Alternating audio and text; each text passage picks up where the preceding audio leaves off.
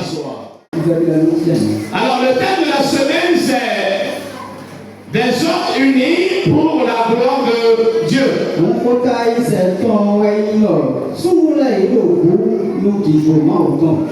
les hommes c'est avec grand H. Donc, ça veut dire que ça concerne. Voilà. Merci beaucoup.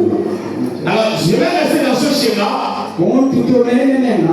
Mais changer un peu le thème. Pour ceux qui sont sur nos pages, vous allez voir, on a fait l'affiche et le thème a été intitulé Le mystère de la tour de Babel. Le mystère de la tour de Babel.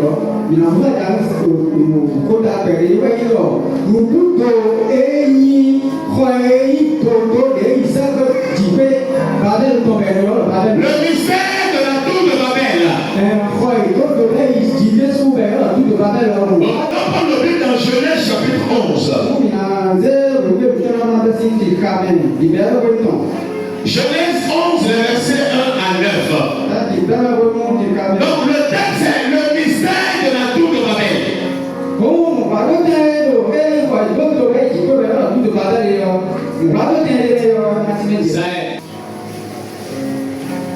Genèse 11, verset 1 à 9.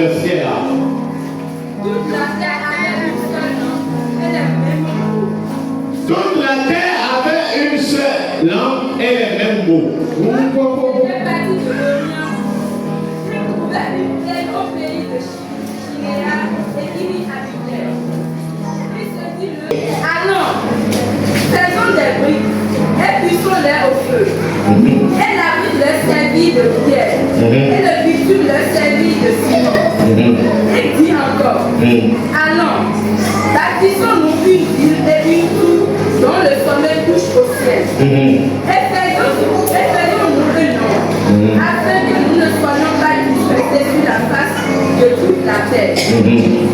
L'Éternel descendit pour voir la ville et la ville que bâtissaient les fils des hommes. Et l'Éternel dit, voici, ils forment un seul peuple. Et on tous une même langue. Et c'est là qu'ils sont entrepris. Oui. Maintenant, rien ne les empêcherait de faire. Ce qu'ils auraient projeté. Allons. Descendons. Et là, confondons leur langue. Afin qu'ils n'entendent plus la langue les uns des autres. Et l'Éternel les dispersa loin de là. Et il les dispersa. Sur la face de toute la terre. Il cessait de bâtir la ville. Merci, c'est bon. Oui, on va aller en fond rapidement. Venez vous asseoir, on va aller en fond et continuer.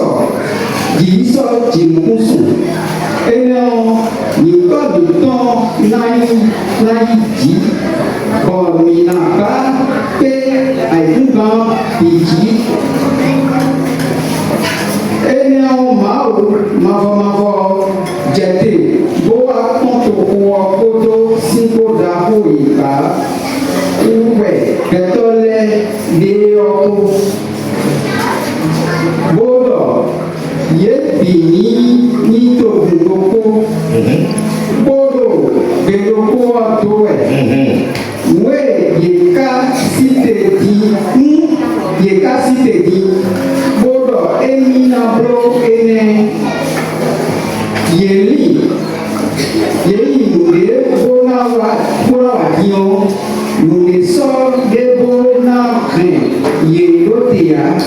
c'est déjà bon. C'est le point central même ça, donc c'est bon. Que le Seigneur bénisse sa parole au nom de Jésus. Alors, depuis la création, au moment où Dieu a créé l'homme et la femme, il dit multipliez-vous et remplissez la terre. Ça a été l'ordre premier de Dieu. Mais arrivé à un moment de sa vie, l'homme a décidé de ne pas remplir la terre. Mais l'homme s'est choisi un endroit, un lieu où il a choisi de se concentrer. L'homme ne voulait pas se séparer de son prochain. Il voulait rester ensemble. Compacts dans un seul endroit. Mais cela fausserait le schéma de Dieu pour l'humanité. Alors, dans cette perspective, l'homme a décidé de construire une tour.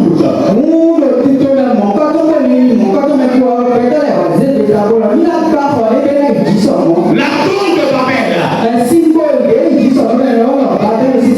Bien souvent, on nous a prêché que la tour de Babel, ou bien le schéma de la tour de Babel, n'est que la rébellion de l'homme vis-à-vis de Dieu.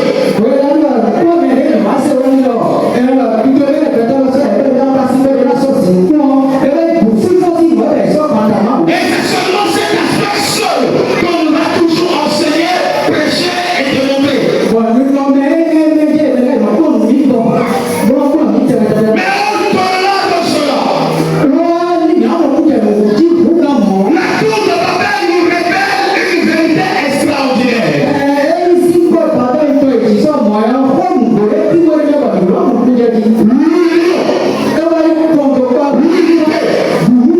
Même langage, même peuple, même vision, même projet. C'est cette vérité-là que j'aimerais nous souligner ce matin. C'est ce mystère-là que j'aimerais pointer du doigt ce matin. Mes frères et sœurs dans le Seigneur, l'unité donne à un peuple une puissance capable de produire des résultats qui dépassent les capacités individuelles.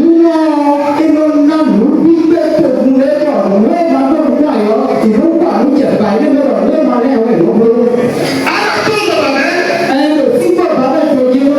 le problème que Dieu a constaté là, ce n'était pas le nombre.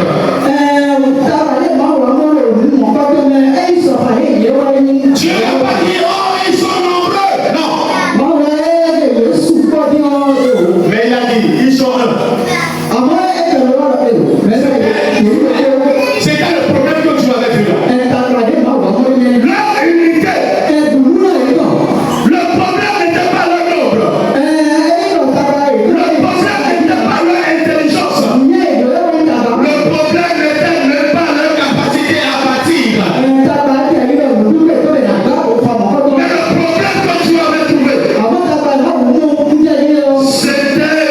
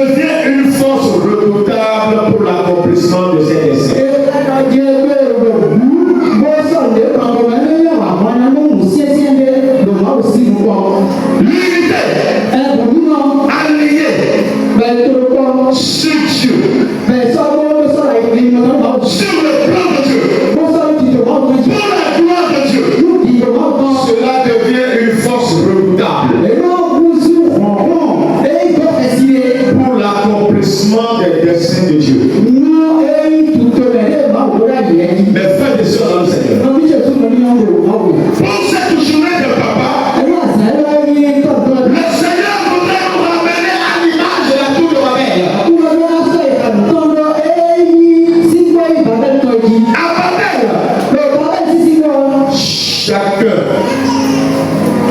c'est d'accrocher à lui. Les différences ont été enterrées. Et le peuple s'est uni afin de pouvoir réaliser un projet dans une bêtise.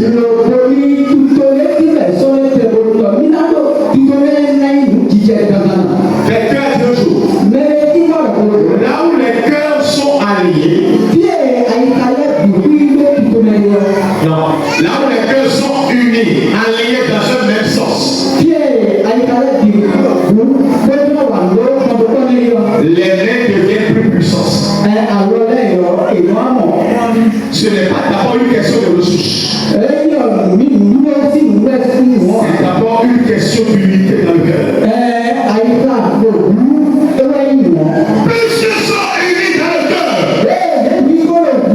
avec les mêmes ressources qu'ils avaient, ils ont pu relever, ils ont pu construire une tour.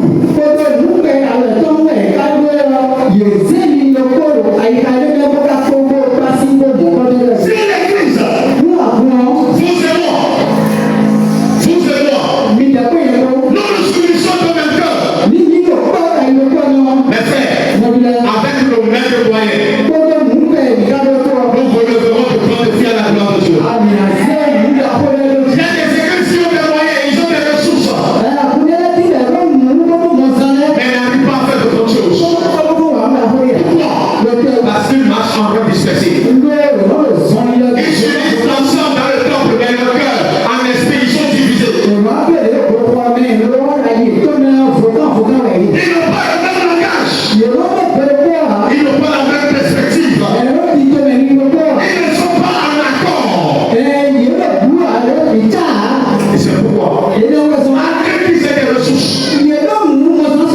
il leur est très difficile de relever de grands défis.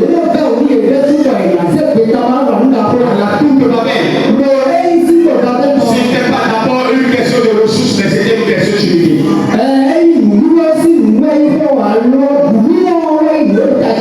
Alléluia. Au point où tu as dit, voici, ils forment un seul peuple. Et on touche une même langue. Maintenant, ceux qui sont décidés de faire, plus personne ne peut les arrêter. Une église unie est inarrêtable. Une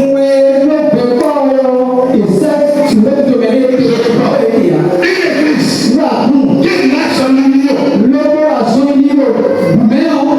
qui marche main dans la main, dans un même langage, dans une même vision, pour atteindre les mêmes objectifs. Cette église ne peut jamais arrêter. Je veux m'afficher. Avec le degré d'union, à la tour de Babel, pour l'instant ils sont unis là. Même Satan ne peut pas les arrêter. Et Dieu dit, descendons. Là, il n'a pas dit descendre. Descendons. Il a invité toute l'armée céleste à l'accompagner. Même Dieu lui-même. Et il est là, descendons. Si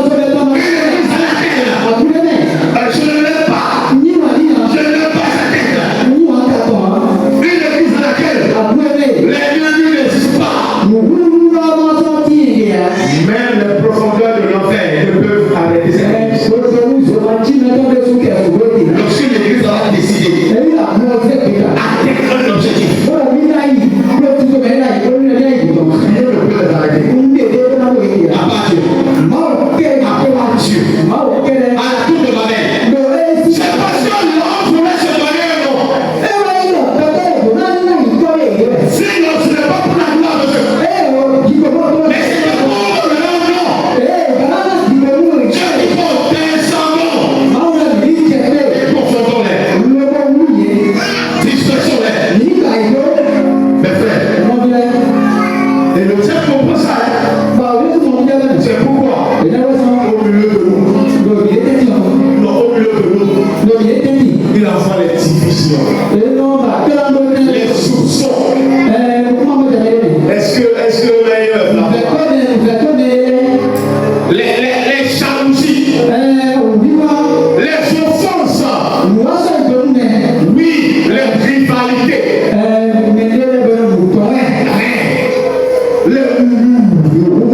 les critiques brûleuses, les compétitions inutiles.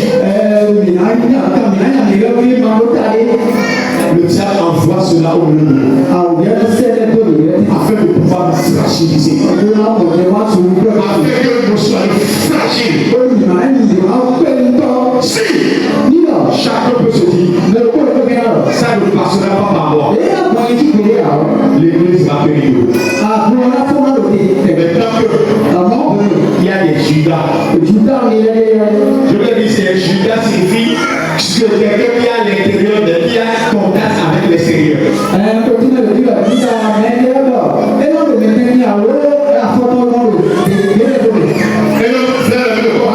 Mais il a des contacts dehors. Il y a des gens qui tuent. L'union.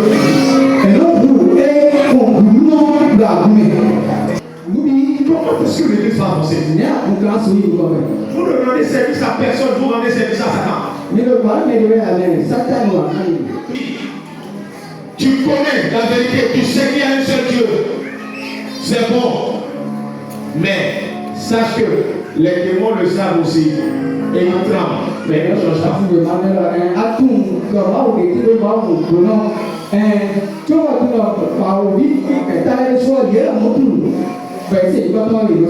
Mais cela ne produit aucun changement. Il y a des chrétiens qui entendent toujours la vérité mais qui ne veulent pas changer.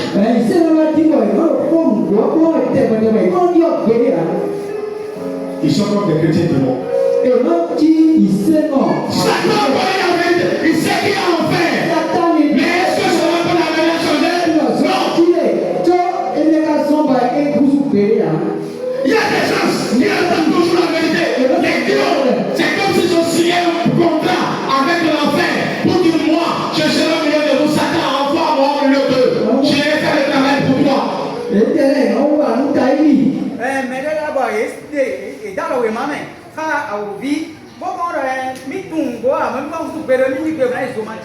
C'est comme Jésus a dit. Tu as dit, qui enverrai-je et qui annoncera la bonne nouvelle?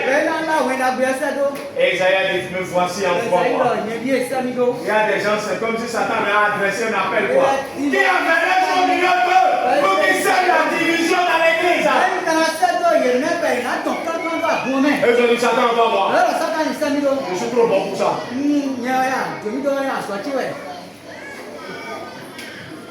Quand tu es dans l'église, tu prends l'histoire de X pour aller raconter à Y et ajouter pour toi. En quoi est-ce que tu leur fais du bien? Lorsque tu prends le problème de celui-ci pour amener au marché, pour amener quelque part, pour aller raconter, et la personne est au courant, comment est-ce qu'il va te voir demain? Est-ce que l'union peut encore tenir? Est-ce que l'unité de Babel peut encore tenir? Est-ce que l'entente de la Babel peut encore tenir? Est-ce que le même langage peut encore tenir? Chacun devrait se dire, je ne serai pas un instrument de division. La division ne passera pas par moi. Si chacun peut se dire ça, et nous nous donnons la main, et nous marchons ensemble. Non, je vous dis, peu de temps, les gens vont nous voir et seront étonnés. Si chacun peut se dire, non, lui c'est moi, moi c'est lui. Ce qui lui arrive, c'est moi c'est arrivé. Ce qui m'arrive, c'est à lui c'est arrivé. Et chacun, c'est nous jouissons. Mes frères, nous allons se lever les efforts. Un jour, Un homme a décidé, il a dit un jour, je prendrai un bœuf moi seul.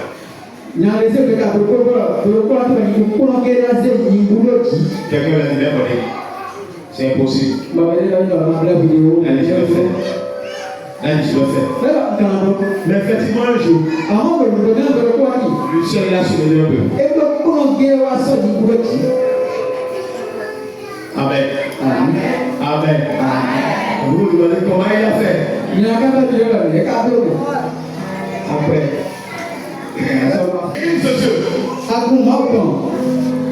Envoyons la télévision de tout milieu de et ce qui cause des divisions, c'est l'argent.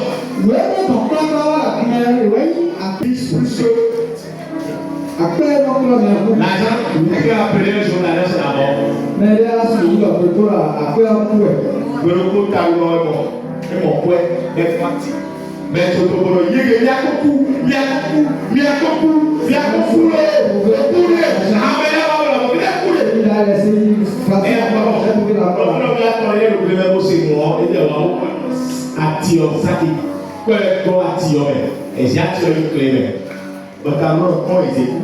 Certains se sont rapprochés du fond, ils ont vu qu'il avait un sac rempli de billets que lui a cédé. Et c'est ça que le frère avait la mort.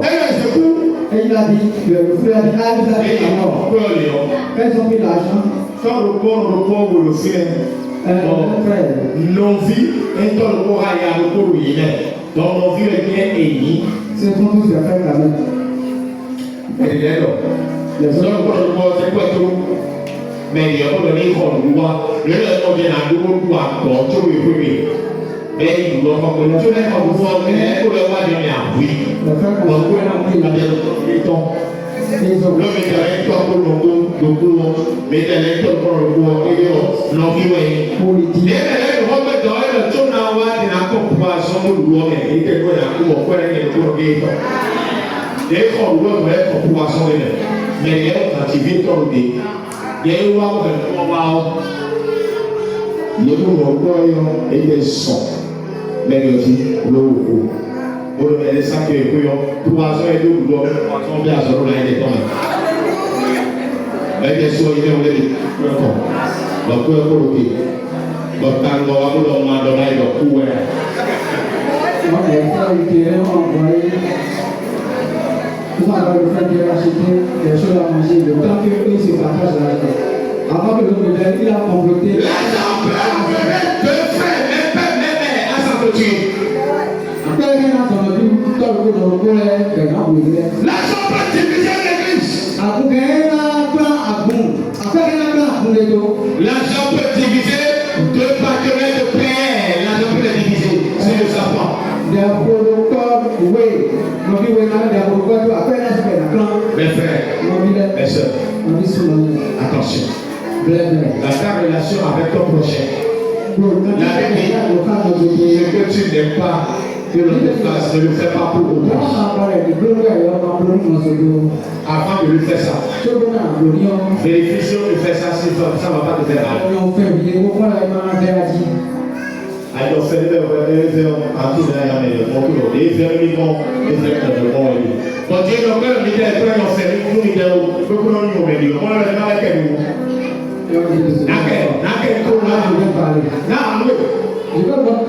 parce que nous, ne sois pas un agent de division dans l'église. Il va avoir la paix au milieu de nous. Nous devons servir Dieu, adorer Dieu, faire les projets de Dieu, dans une même vision, dans une même mentalité, le même langage. Nous allons voir. Nous allons construire le mystère de la tour de Babel, c'était l'unité. Dans le même esprit, dans le même langage. Et la Bible dit, là où 2 ou 3 s'accordent en nom. S'ils demandent quoi que ce soit, cela leur sera accordé. N'oublions pas. La condition première, s'accorder, Aimer, s'entendre, comprendre. C'est ça qui donne la puissance à la prière.